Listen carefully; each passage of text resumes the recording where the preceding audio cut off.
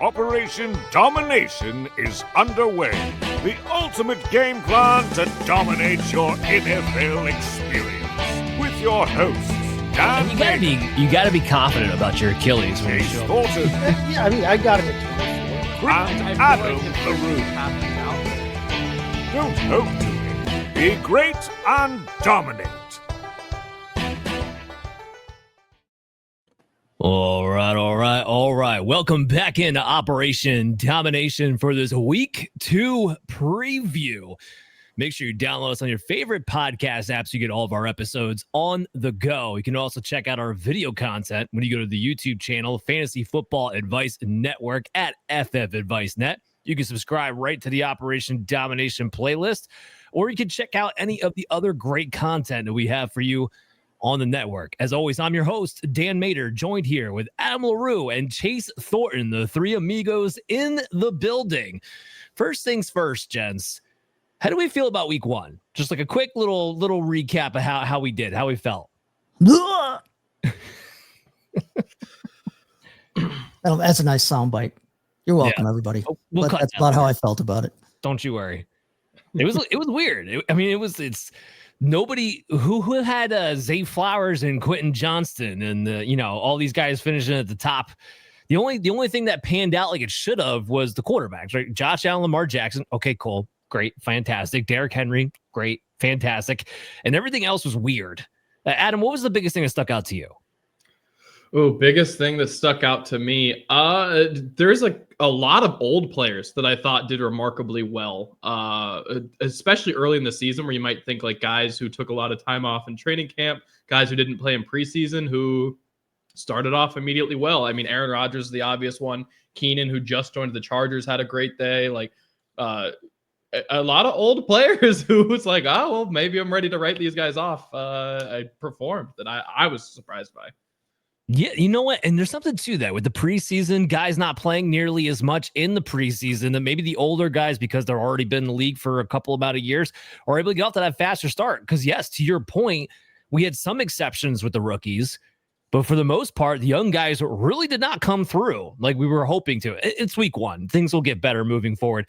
Biggest thing that stuck out to me that is Mike McDaniel's not going to make it through September. That was the biggest thing that stuck out to me in week 1. There's no way. Actually, Adam, I wanted to ask you about that because you were all like, don't want to play Daniel Jones. Colts look like a freaking Super Bowl team after that, man. You're welcome. Yeah, but it's what you first said. That's the takeaway. This is a Dolphins problem, not a Colts solution. I'm happy. I'm optimistic that we might have a Sam Darnold from last year's situation, but I don't think it's any more than that. I don't think that Daniel Jones is a revelation so much as I think Steichen can hide a lot of those flaws. He's not the future of the franchise. Coaching and not doing whatever it was that he was off doing last season, then we're having a much different conversation. He definitely looked like he was back to running his offense. There's no doubt about that. Whether that did stick out to me more so than, or not, I shouldn't say more so, but along with how bad the Dolphins looked like they were in December form already here in September. That was strange. I mean, Chase, how you feel about the Packers? I mean, they had a huge win over division. What a beautiful game! What a beautiful game! I didn't get to watch it because I was dropping my oldest off at college, so I was driving across the entire state. I had it on the radio, so I didn't get to watch it live. But what a beautiful game they played. I mean, that defense looked really nice against the top scoring team from last season, and they really looked like they can be a complete team. I'm cautiously optimistic. Now, there were a lot of people who were down on the Lions a little bit because of losing both of their coordinators. I'm not necessarily so sure that their offense is going to be the train wreck that it looked like on Sunday. I think they're going to be better than what they looked. You drafted your Lions, you're going to get the points out of them eventually here. But I was thrilled to see how that Packer offense looked and the defense. The defense was. It was so fun watching Micah Parsons run around as fast as he is. He's a different level. He's a different level out there than anybody they've had on defense in a long time. Yeah, the $47 million man on limited snaps definitely made his presence felt. So you got to feel good about that. And they said he fought to get on the field more than they were originally. Yeah. Like how much they used him was what he fought for. And so good for him. He wants to be out there. Apparently injury can't be that bad.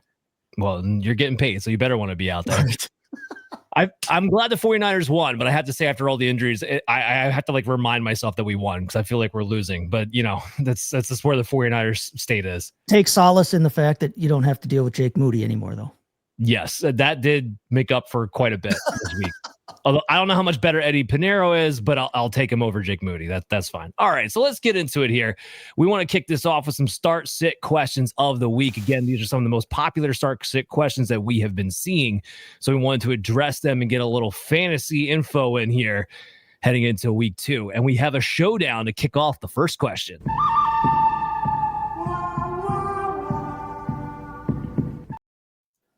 And just for the record here, I won the showdown last week over Jerry Jeudy, top 24, not top 24. I forgot to make the graphic, so Chase kind of got off lucky on this one.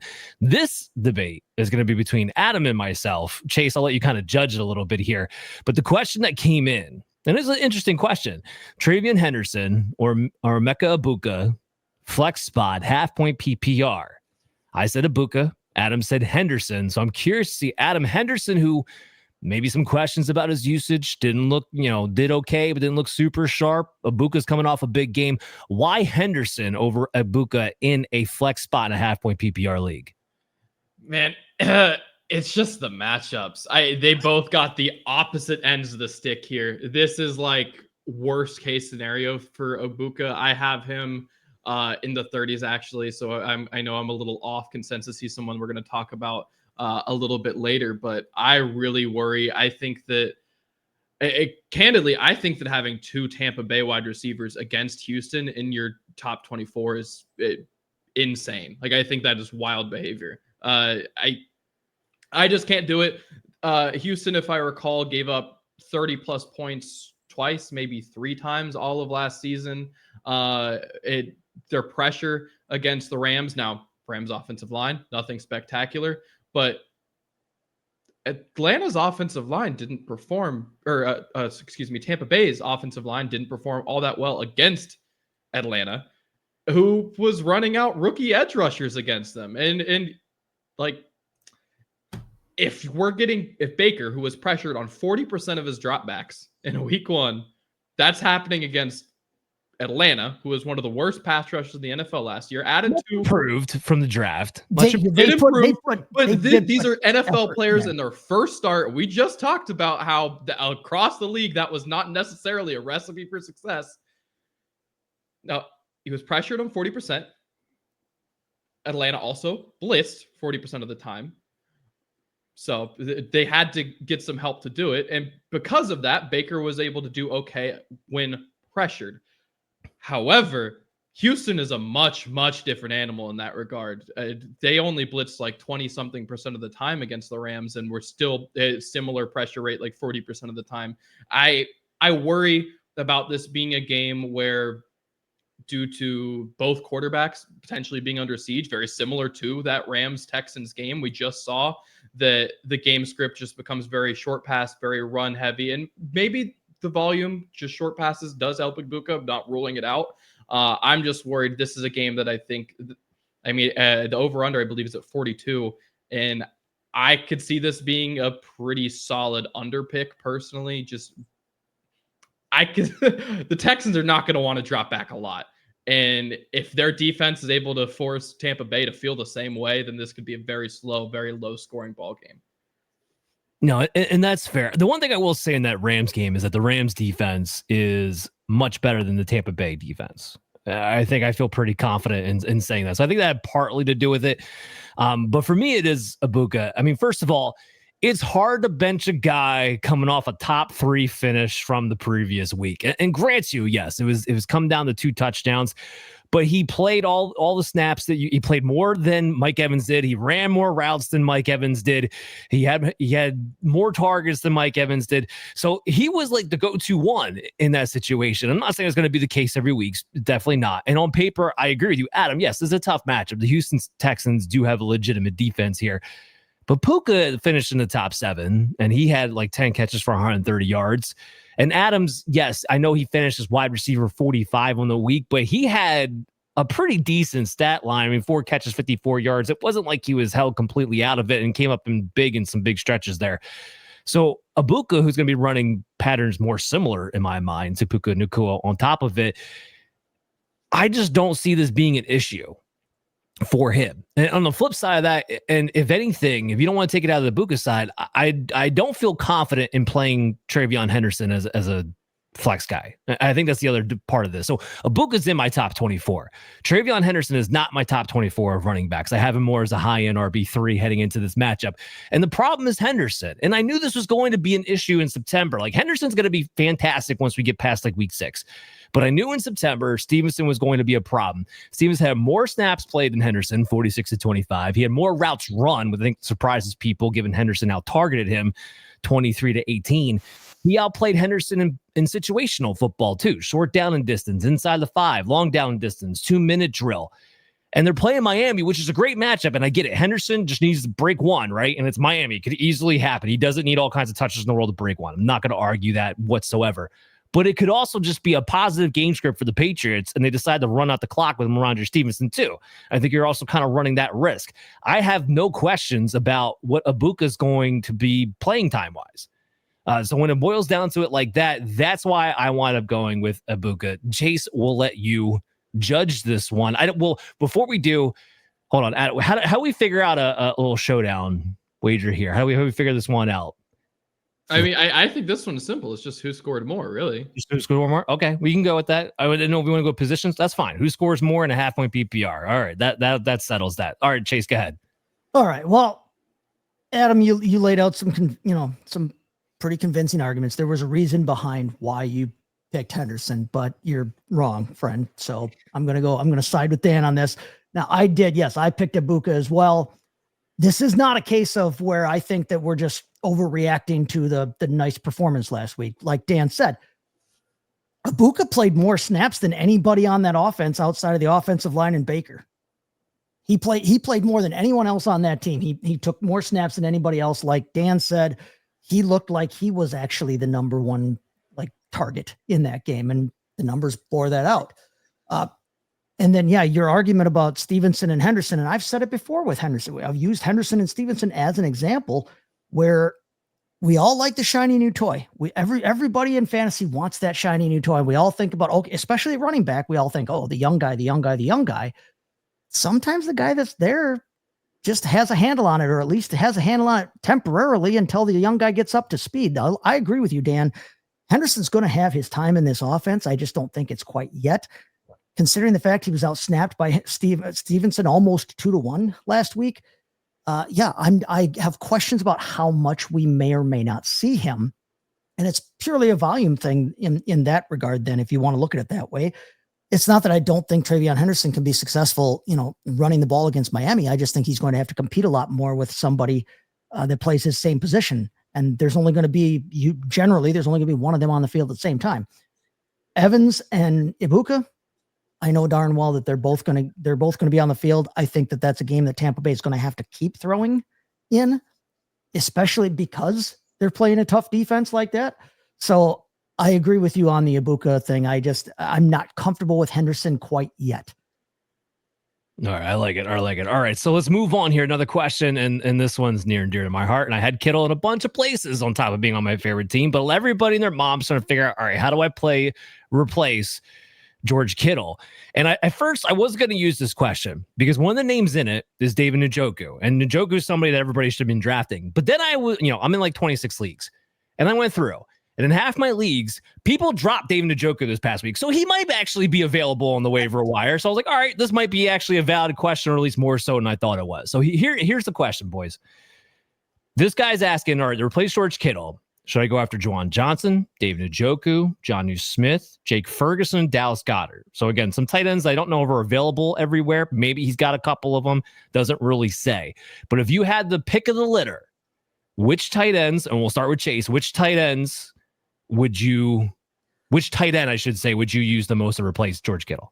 Yeah, this was an unexpectedly tough question for me because, like you, I have Kittle in one of my home leagues, and I was like, son of a gun, now I got to figure out a replacement for him.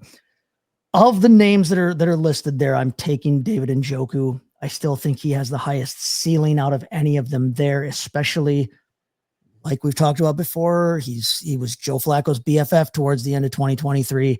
I still think that there's meat on the bone there for the Chief. And of the names that you listed, I like his ceiling better. So I will take Njoku. I will take the ceiling shot there over Juwan Johnson, who saw a bunch of targets last week. Jonnu Smith, because Arthur Smith, FAS, and Ferguson.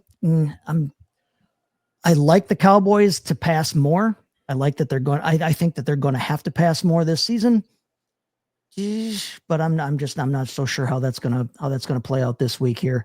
And Goddard, he's almost in Tyler Higbee territory for me, where I'm just ready to be done with him and never have to deal with him in my lineups again. So I'm going Njoku. Funny being he was the number one target in that Dallas game, but I kind of agree with you because I think people are overreacting to that. And Adam, just to be clear here, you also have Njoku. Yes, correct. I think it's as simple as if Joe Flacco is going to pass 40 plus times in a 17-16 like ugly game, then he's going to throw 40 plus times every game. The one thing that did cause me to pause, did make me pause, is the Harold Fannin factor that I don't think any of us saw happening like it did last week. I know we all kind of liked Fannin or thought he was a pretty complete player coming into the draft process. We'll have number 3. Okay. Let's get something straight here. Right. But we all kind of agreed that we kind of liked him. But to see him taking that kind of volume, they deployed him all over the field. He lined up in line. He lined up out wide. He lined up in the slot. He lined up as a fullback. He took a flipping wildcat formation run, for crying out loud. They used him all over the field like he was their own personal Debo. And Fannin was the slot receiver. That's basically what it boiled down to. So exactly. To your point, they played a lot of 12 personnel, mostly because Fannin was really kind of lined up as a slot receiver. The snaps were 65-55 in favor of Njoku. The routes run were 41-31 in favor of Njoku. Yes, they were. Fannin out targeted him 9-5.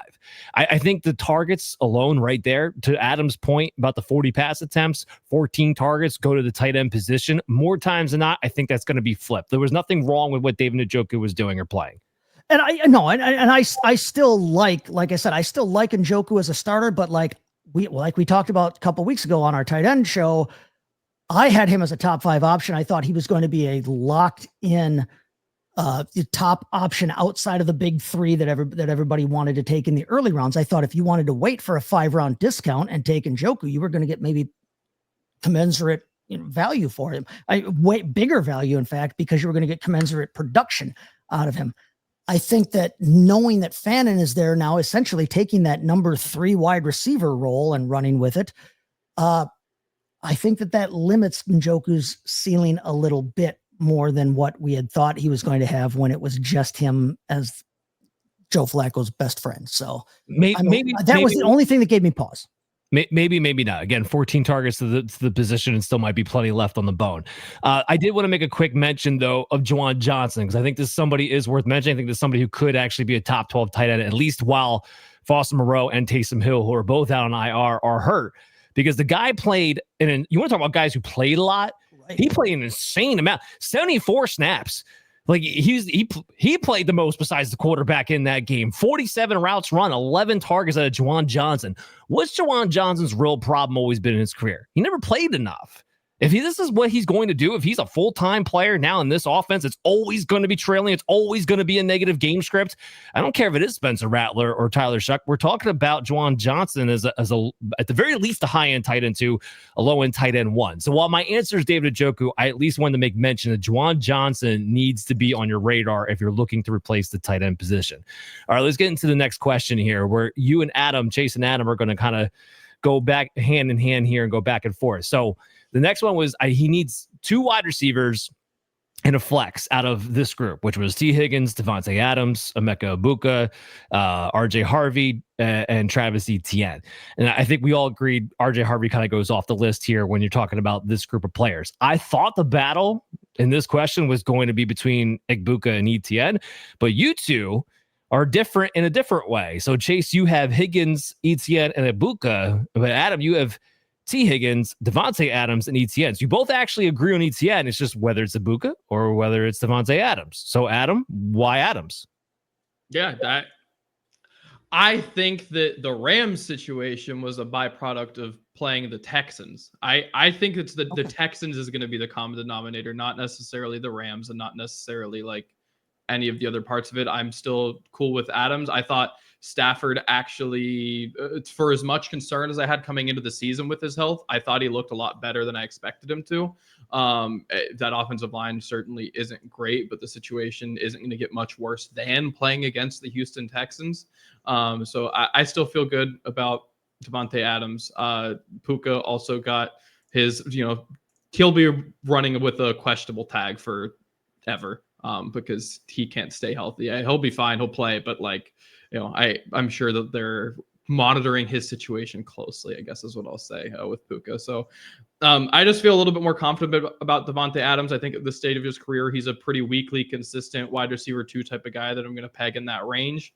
And Egbuka was someone who last week I was one of the few people that had him as a wide receiver 2. And I guess this week I'm one of the few people that does not. I've just been playing matchups with him. I'm going to continue doing it until he has put up the sample size of I'm a matchup outlier. I do not care about matchups. I think that you are in that, and I'm not going to not move you because of matchups at this point in his career. Because he was someone I raised last week because he had a good matchup. I mean, Tennessee, they played really good defense against Denver. Bonix sucks. All right, sorry, I had to get that. That part. I'm not. I don't think that was a Tennessee thing that happened there. I had to get that off my chest because it was sitting pretty. All right, Chase. So why do you go Egbuka over Davante Adams? Adams, even though he's older, it didn't look like he was missing much of a step to me. No, it didn't look like he was missing much of a step. He played well. In fact, I mean, we had obviously there was a little bit of the injury scare there for Njoku, but he played the most snaps of any of the receivers on that team, which I think was a little bit of a surprise. Honestly, to me, it was a little bit of a surprise that Adams played the most snaps of anybody on that in that receiver core, being the new guy in. Part of me worries maybe a little bit that he's not quite on the same page yet with Matthew Stafford. I mean, he saw 8 targets in the game. If he continues to see 8 targets a game, Davante Adams is going to get his, and I agree. He's a wide receiver 2. He only caught 4 of them, 51 yards. It wasn't that great a game. And you talked about the idea that, okay, it might have been the Houston defense that limited Davante Adams last week.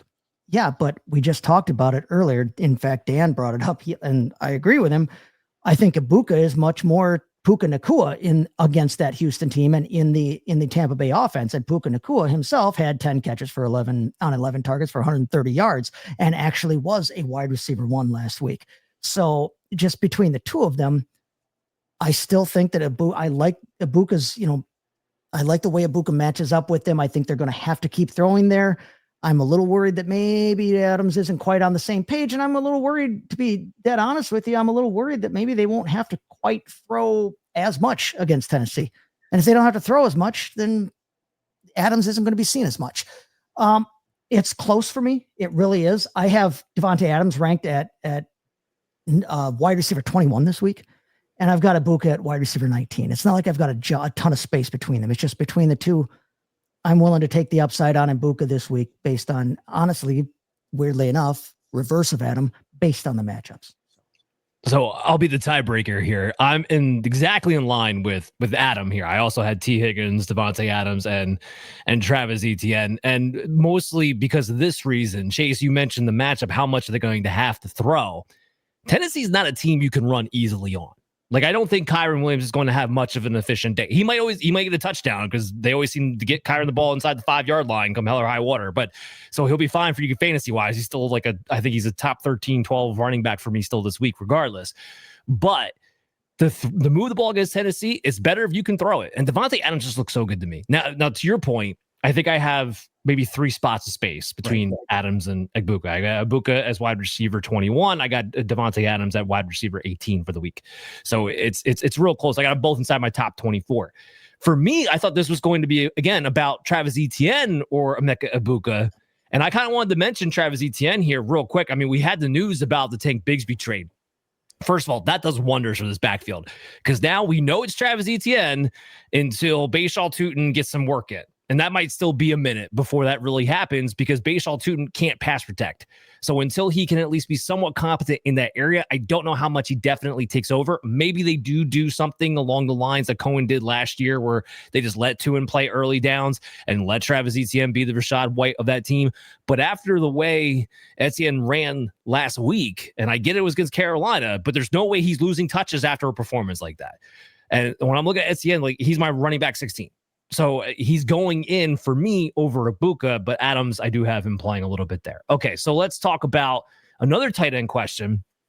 And this was start Travis Kelce or sit him and go with either Dallas Goedert or Juwan Johnson. And I just want to say this. Look, I get it. Travis Kelce didn't look great. He did not look like he was in the shape of his 20s, as Andy Reid tried to have you believe in the offseason. Okay. But if you had a brain, you knew that wasn't going to actually be the case. To me, I think it gets a little bit better this week going into it, knowing that you have to game plan to have Travis Kelce be more heavily involved with Xavier Worthy. I would have to suspect most likely to miss. Make sure you tune in tomorrow with my episode with Dr. Brian Scott. We'll talk about the Xavier Worthy injury. So I think he's going to get worked in a little bit. Like, I don't think you can keep just targeting Hollywood Brown 14 times a game and think that's going to be okay with your only weapon. Kelce was still out there. Like, he played 58 snaps. He had 38 routes run. He could have had 2 touchdowns had he not stopped running on the one crossing pattern that Mahomes had him wide open on. So he could have even had a bigger day. And get this, guys, as much as Travis Kelce didn't look good, didn't play well, he still finished as tight end 3 last week. It didn't do anything, like, besides sport. So you drafted Travis Kelce, you played Travis Kelce. I think you just stick with that. Chase and Adam, you both agree it is Kelce for this conversation. So let's move on to the defense here. This person's thinking about dropping the Vikings defense for the Rams or the 49ers defense this week. And I think this is a twofold question. One, I mean, would you do that for this week? Which one do you prefer? But also, two, you drafted the Vikings defense. You probably did it before that 15th, 16th round. You probably did thinking that they would be your defense throughout the year and you wouldn't be streaming defenses like everybody else. So I think this is also a philosophical question from that standpoint too. So Adam, I'm going to kick this to you. Yeah. Personally, I would consider cutting them. My reason being is you've got Cincinnati next week. If it was just tanking the 1 week, then I would probably want to not lose my value. But at this point, it seems like you're just going to be in the hole 3 weeks because you're probably not going to want to play them. If you don't want to play them this week, you're not going to want to play them against Cincinnati. I think that's going to be the reality of the situation because the Joe Burrow and the Bengals offense we saw this past week, they normally get over that by the time we hit week 3. Like I've made the mistake of forgetting that Joe Burrow can't do anything week 1, and that's been the case for the last 3 years. It doesn't matter. I think the week 1 Joe Burrow just sucks, and week 1 Zach Taylor sucks. So that's a different conversation. Point being, I think the Bengals would be back to normal by that point, and the Vikings are tough. The matchups are tough. Great defense. You did draft them, but ultimately, I think it's a case of sunken cost fallacy. Like, you just gotta let it go. If you're not going to play them this week, you're not going to play them next week. You don't want 2 defenses on your roster. Take your lump now, get it over with, win the next 2 weeks. And if the Vikings sucks, or Vikings defense sucks the next 2 weeks because of those matchups, they'll probably be available because nobody's going to go roster the ranked 22nd defense. No, that is fair. So which one, real quick, Rams 49ers, are you dropping them for? I would probably want to go with the Niners. Rams, I think, are probably a little bit better this week, although just barely. And really, that's just because the Saints throw so much. That makes it a little funky. As much as I think that they're probably going to get some turnovers, like the points can get weird. But I think on the whole, I'd rather have the Niners. Yeah. So and Chase, I think you agree with this. What I was going to say. First of all, I'm a guy who streams defenses. Yep. It's also the one position when I am drafting and I get to that point, I will really pay attention to strength of schedule, because if I can grab a defense, that's going to be the first few weeks, I feel like I can play them without having to worry about it, then great, all the merrier. Adam, I'm in total agreement with you. I think the Rams right now actually are my number 2 defense on the week. 49ers are my 5th though. So it's not much of a gap, but here's what you're dealing with after that. Like the Rams is a lot better. Yeah, exactly. Like you got the Rams. So they play Tennessee this week, right? And then 49ers play the Saints. So you have that's going on really well. But then the 49ers play Arizona, and then they even play Jacksonville, who against Carolina, while they won that game, didn't necessarily look super sharp. Trevor Lawrence still looks like he's going to be a bit of a turnover machine. The Rams play the Eagles week 3, and then they play the Colts week 4, which if the Colts can just stay balanced, that could be interesting in and of its own right, although Daniel Jones can give up some turnover. So for me, I'm looking at San Francisco. Chase, real quick, which one would you take here?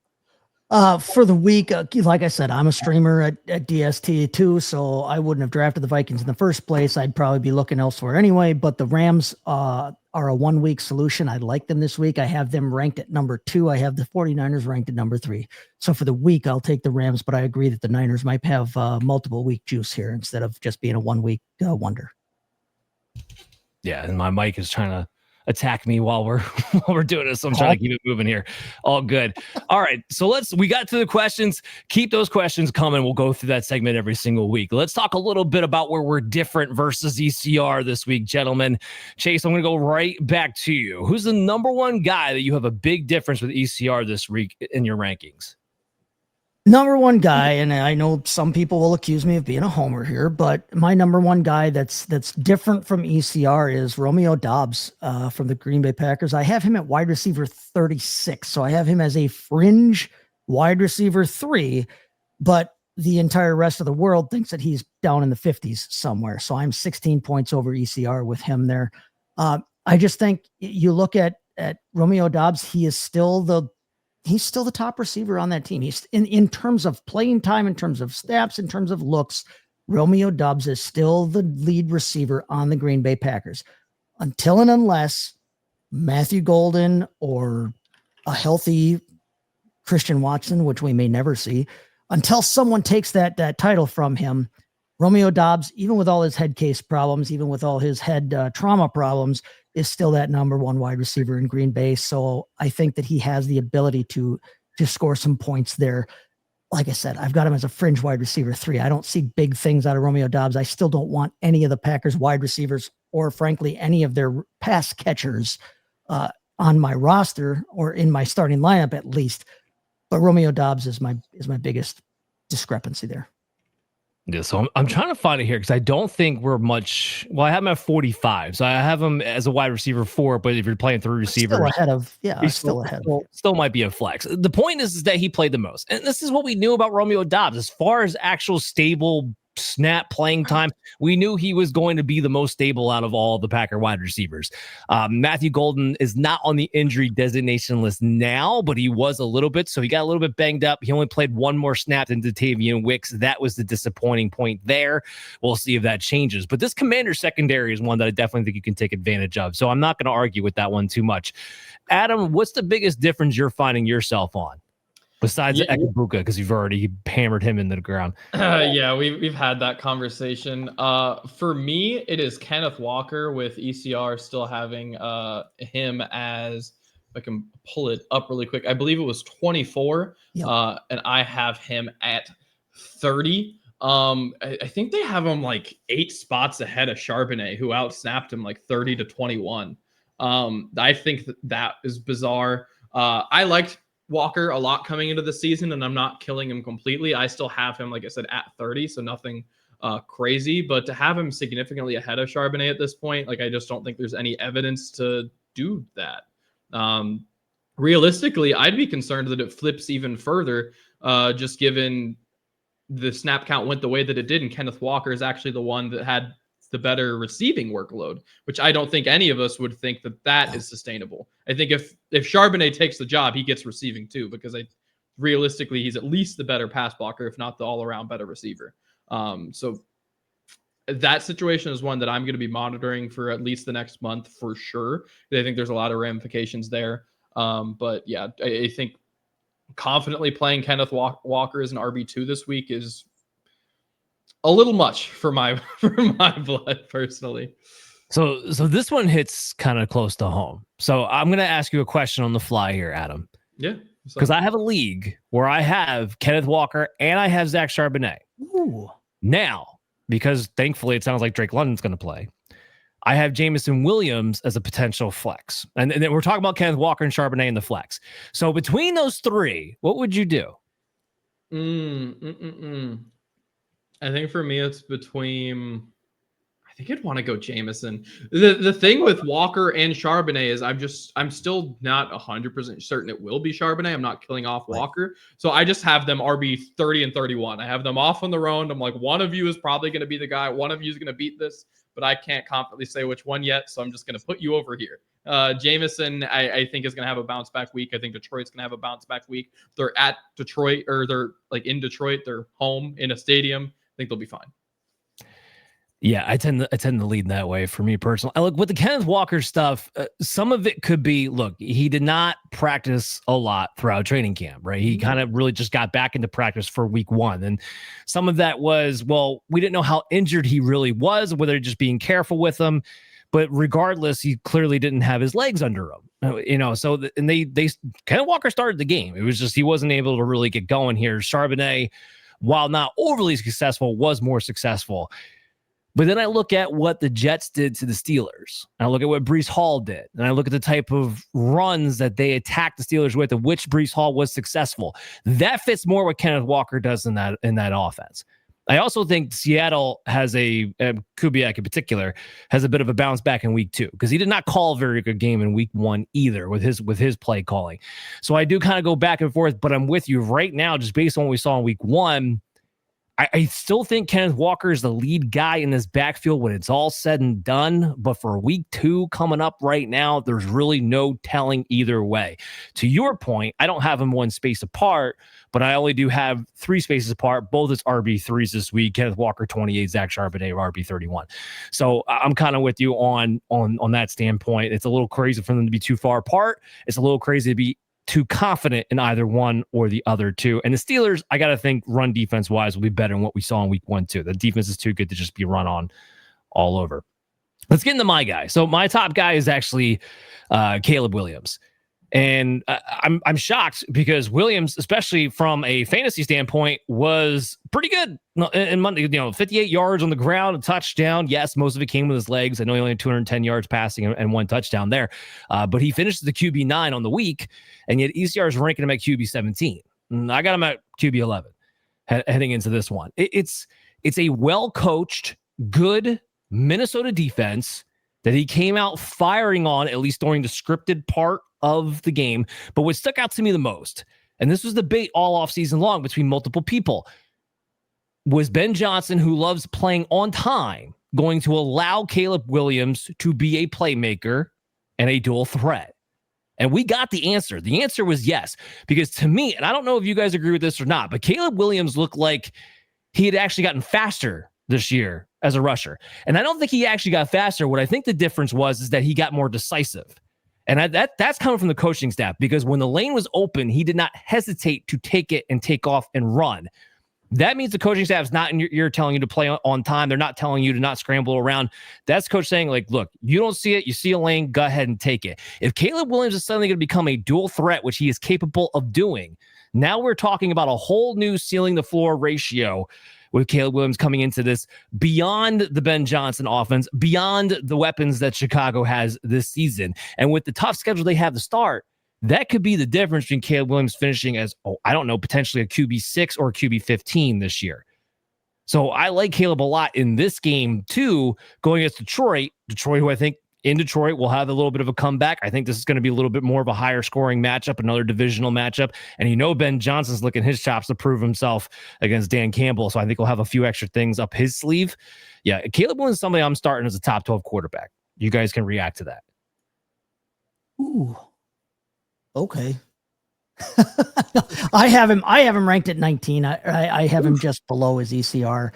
Yeah, he finishes as QB9. I think the biggest reason I have him ranked around ECR, maybe even a little bit lower, is not necessarily a Caleb Williams thing as it is a everybody else thing. I don't think Joe Burrow is going to continue to be quarterback 25. I don't think Jared Goff is going to continue to be quarterback 23. I don't think that, Drake May, Brock Purdy, Kyler Murray, Jaden Daniels, all these guys are going to continue to be as low as they are. I think they raise up. And I think that, especially this week against Detroit, could he have a great game? He definitely could. He looked pretty good the other night. You're right. He did. He looked pretty good the other day. But I don't know. I need to see a sustained effort from him. I need to see it happen over multiple weeks before I'm ready to buy completely into Caleb Williams as a starting caliber option in the top 12. Superflex, I love him to death. I've got him in several of my dynasty leagues and I'm starting him in all of them. But I'm not necessarily sure he's ready for that kind of prime time. And that QB9, like I said, that QB9 ranking last week, there's a lot of context there between, all the names that were behind him. Baker Mayfield and Geno Smith looked really good last week. And I think he can have another good game. I'm not ready to go there yet with him. Look, some of those names you mentioned, yes, they're not going to finish as low as they did in week 1, but at the same time, Caleb scored 24 points. It was legit, the amount of points that he put up in. So I think what we have here.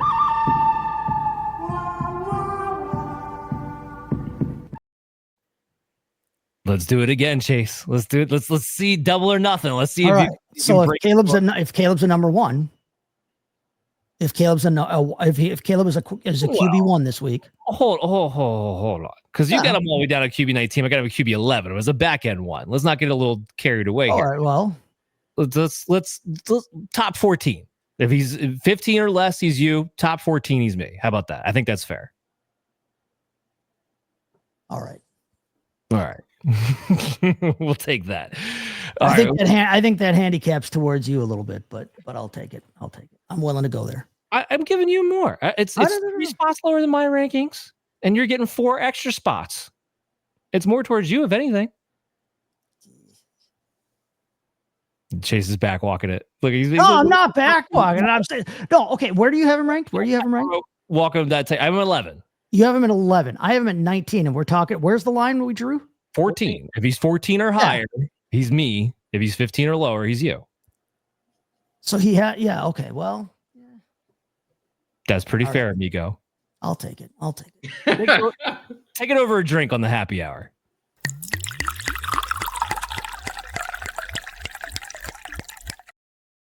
That I can agree to. I can definitely do that. All right. So hey, for the DFS cocktail this week.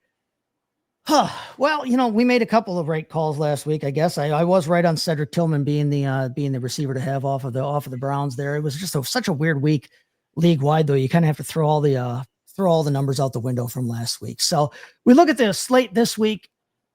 It's kind of a low scoring week. Vegas doesn't seem to see a lot of points being scored this week. The highest over under that I've got based on the numbers over at Sharp Football Analysis there is the Jacksonville Cincinnati game at 48.5 in terms of the Sunday early slate and through the Sunday night slate there. So not big lines there. Chicago, Detroit's at 47, Philadelphia and Kansas City are at 47. I'm not necessarily sure we see all of that happen. And there are, though, a couple of touchdown favorites here. In fact, there's one real big favorite here in Baltimore, Cleveland. Baltimore is an 11.5 point favorite over Cleveland. But of the other games that are touchdown games there, we've got the Jets and the Buffalo Bills. The Bills are 6.5 point favorites. Detroit is a 6 point favorite over Chicago.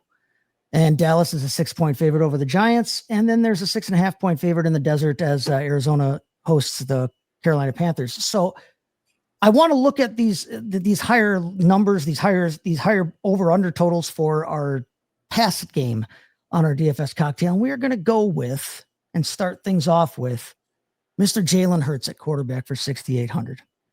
He is not the most expensive quarterback on the docket this week, but if you look at what he did last week, 19 out of 23 is very efficient, 152 yards only. He was kind of a check down merchant last week. Didn't throw a touchdown pass, but again, 14 rushes, 62 yards, 2 touchdowns. The tush push thing is alive and well, which means that Jalen Hurts' fantasy prospects are alive and well there. When you look at what they did last time they played each other in the Super Bowl there, Jalen Hurts, 17 out of 22, 221 yards, 2 touchdowns. He had an interception, but 11 rushes, 72 yards, and that score. Last week, Kansas City Chiefs allowed 308 14 pass yards to Mr. Justin Herbert there. I don't think they give up that many passing yards this week, but the big key is they allowed him to also run 7 times for 32 yards. If they can give up seven rushes and 32 yards to Justin Herbert, I got to think that Jalen Hurts can do some damage on that offense. So I'm very comfortable paying the 6,800 for Jalen Hurts this week at quarterback. So then I'm going to want to take one of his wide receivers there and stack on top of him. And I am going to take not Mr. A.J. Brown. I'm going to take Davante Smith. Davante Smith back in the Super Bowl against them last year, 4 out of 5, 69 yards and a score. He was actually their leading receiver yards wise. Their leading receiver in terms of looks and in terms of catches was actually Saquon Barkley out of the backfield. But Smith was the one who had the most yardage. He had the nice big long 40. I think it was a 46 yarder there too as well. But the Chiefs did allow the most points in the league last week to the Chargers wide receivers. I mean, Quentin Johnston and Keenan Allen and Ladd McConkey ran all over them. They were all wide open. I'm going to take Davante Smith at 5,600. He's a little bit cheaper than A.J. Brown, and I think that he can find some open spots in that lineup there. But we are going to take a Brown in this game. We're going to play back against him on the other side of things for the Chiefs with Hollywood Brown at 5,200. I love Hollywood Brown this week. You mentioned he had the absolute, monster game target-wise last week with the worthy injury button hooking us all right off the bat there. Hollywood Brown, 10 out of 16 last week, 99 yards, didn't score, but 10 out of 16. If he's going to continue to see double-digit targets, somebody has to see targets in this offense. Somebody has to. And with Rashee Rice out, Xavier Worthy is not going to go on the IL, it doesn't look like, but he's not going to play this week. And even if he does play, he's not playing anything significant. There's no way that he plays a significant enough role in terms of like what they actually throw to him. He'd be running decoy routes. I like Hollywood Brown in this game a lot. Last week, you talk about what the Eagles did. They allowed CeeDee Lamb to go for 7 catches and 110 yards. CeeDee Lamb actually was having a pretty decent game until that horrific, drop at the end that kind of cost them. But I think Hollywood Brown finds open spots against this Eagles defense. I like the idea of this. If this does turn into the shootout that Vegas sees it as, I like Brown and Smith, in a kind of a little guy duel there. And then we're going to round things out for our lineup here with Jahmyr Gibbs of the Detroit Lions. We're going to pay up for him at 7,400. I think he's the 6th most expensive running back on the slate this week. But his last time out against Chicago, he had 23 rushes, 109 yards and a score. He had added 4 more catches for 45 more yards there. I think he has to have a bounce back week. I think if they're going to be successful against the Chiefs, or against the Bears, that Gibbs is going to have a good game. He's going to have that bounce back game. It's not like he didn't get the usage last week. It's not like he saw the same amount of usage he always sees last week. The Packers just shut that entire offense down. Now there's offensive line problems in Detroit, but I think that they're going to have to use Gibbs. I think he has a bounce back game. The Bears allowed the 8th most points to running backs in the league last week. Jones and Mason combined for 18 rushes, 91 yards. They caught all 4 of their targets for 51 yards. And of course, Jones had that big touchdown towards the end of the game there that kind of turned things around for them. So if that's what they're going to do to, no offense, I love Aaron Jones and Jordan Mason, but they're not Jahmyr Gibbs. I think Jahmyr Gibbs has a lot that he can do there. So while I mix up this drink that we are going to call the Domination Depth Charge, I'm going to need you guys to look and talk about the idea of going with some of these names here. Hurts, Smith, Brown, Gibbs. Is there anybody else that you guys want to add in there or that you would like more than those guys? Do you disagree with me on any of that? But you go ahead. I'll mix this up and then I'll explain what drink I'm mixing as we after you're done. Well, Adam, what jumps out to me first is that Jalen Hurts in DFS is not a quarterback you have to stack. And because of the way this Eagles offense functions, where you really never know who it's going to be. It could be Devonta Smith. It could be A.J. Brown. It could be Dallas Goedert. It could be a Saquon Barkley week. But I know Jalen Hurts is going to score points. I don't feel like he's somebody we got to stack. And if you want to stack a runner, well, the guy I feel confident about stacking would be Justin Fields and Garrett Wilson. Fields sitting at 5,700. Garrett Wilson sitting at 6,500. Fields made it clear, look, I'm going to gun it to my number 1 guy. Like he made it clear with DJ Moore. He made it clear last week. So if you're looking for a runner quarterback to stack, I think that's the stack I'm kind of leaning towards. I also want to make sure we add in Ricky Pearsall here to the mix because he might be in the same vein as a Hollywood Brown. He's only $100 more, $5,300 compared to Hollywood Brown's $52. And Juwan Jennings may play in this game, may not. At best, he's going to be banged up. No George Kittle. Mac Jones might be playing in this game. Mac Jones is only going to throw the ball to one guy. He's not going to be mixing around to anybody else. He's not going to mix it to Kendrick Bourne and all whatever nonsense they would have. He's going to be throwing the ball to the one guy, and they're playing against the Saints. So I think Ricky Pearsall is really in line for a big game too, and I like his matchup maybe better than Hollywood Browns. I still think Hollywood Brown probably comes away with more volume because I think the Chiefs will throw the ball more. But he might have Pearsall, who was super efficient last week, might have a really efficient game again this week. So those are some of the things that jumped out to me. What jumped out to you, Adam?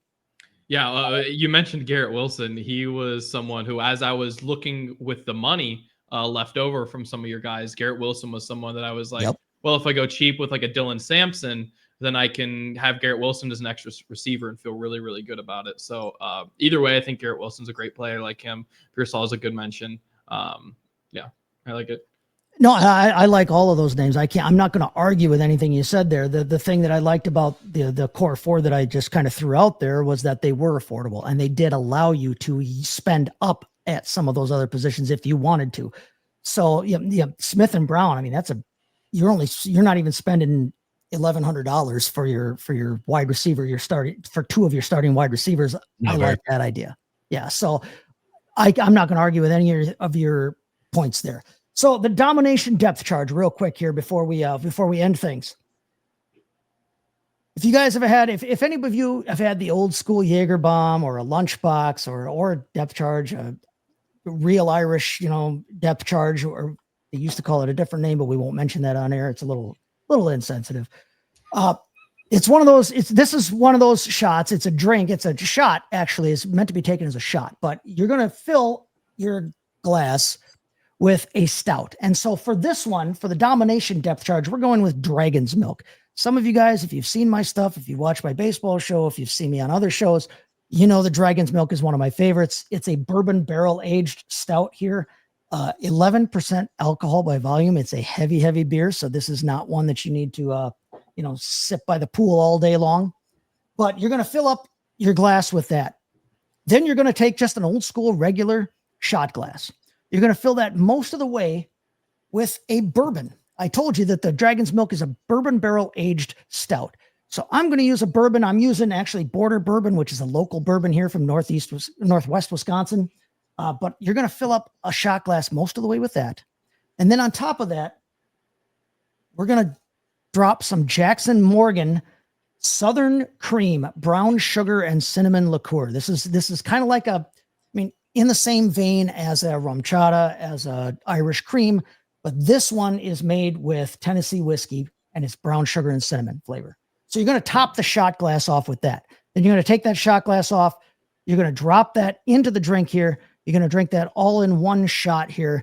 Here goes the Operation Domination depth charge. Chug, chug, chug, chug, chug. Very nice. Well done, sir. Don't let that sit in there too long because that cream will curdle on you, but there it is. Domination depth charge. For those of you listening on the podcast, Chase has chugged an entire whiskey glass full. So that was not a shot. So good job by you, buddy. That's going to wrap up the show. Hope you guys enjoyed it. Make sure you come back. I'll be with Dr. Brian Scott tomorrow, talk about the injury inquiries heading into week 2. And then I'll be back on Saturday with Chaz Florida Sports Betting Weekly, talk about some of our best bets of the week. Catch my article. We'll be dropping the week 2 player props. I'm going to have one prop per game lock on that article on The Huddle. So go to thehuddle.com and make sure you check that out for me. It should be dropping Saturday morning at some point. Guys, as always, download Operation Domination, your favorite podcast app, and check out the video content here on the YouTube channel, the Fantasy Football Advice Network at FF Advice Net. Good luck, and we'll see you soon.